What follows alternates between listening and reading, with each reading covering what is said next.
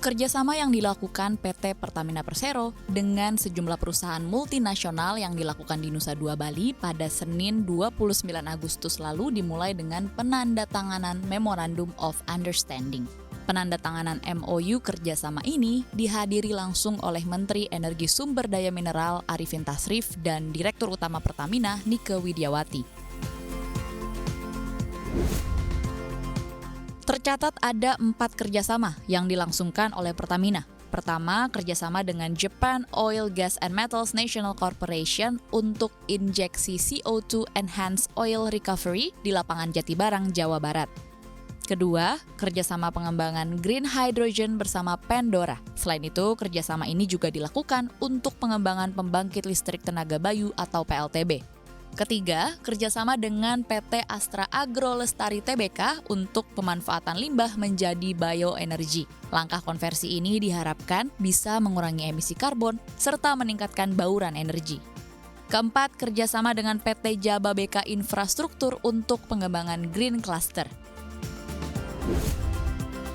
Menteri ESDM Arifin Tasrif mendukung diciptakannya kemitraan dan kolaborasi yang terbentuk di bawah payung pertemuan internasional B20 ini. Dia mengatakan, tantangan dengan penerapan teknologi rendah karbon harus ditangani bersama antara negara maju dan negara berkembang.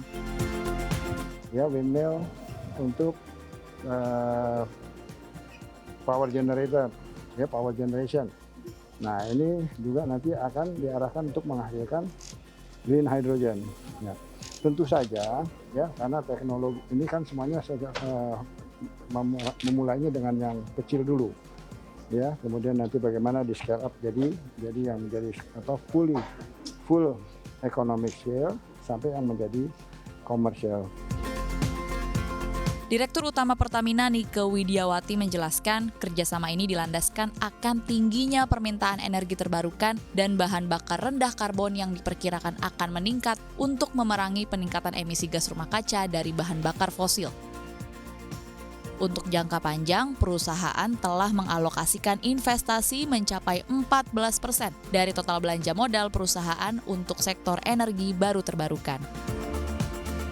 Kalau hari ini kita merefer ke RUEN, energy mix atau bauran energi dalam RUEN, di mana Indonesia sudah mentargetkan bahwa 23% di tahun 2025 dan 31% di tahun 2050. Itu yang jadi acuan. Ya, bahwa kontribusi renewable energy tahun 2050 itu harus 31%. Bagaimana kemudian Pertamina mendetailkan itu? Jadi kalau hari ini produk yang dihasilkan Pertamina yang sifatnya adalah renewable energy ini masih di bawah 3%. Kita akan tingkatkan menjadi 17% di tahun 2030. Jadi inilah kontribusi Pertamina untuk mensupport target bauran energi nasional dari new and renewable energy. Nah, untuk itu tentu harus ada komitmen CAPEX. Dari CAPEX allocation kita, ini kita alokasikan untuk pengembangan new and renewable energy adalah sekitar 14%. Ini lebih tinggi dari rata-rata perusahaan global. Perusahaan global tuh memberikan alokasinya sekitar 9%, Pertamina 14%. Jadi ini yang komitmen kita sehingga sekarang kita masuk ke renewable energy ini, karena ini adalah energi masa depan.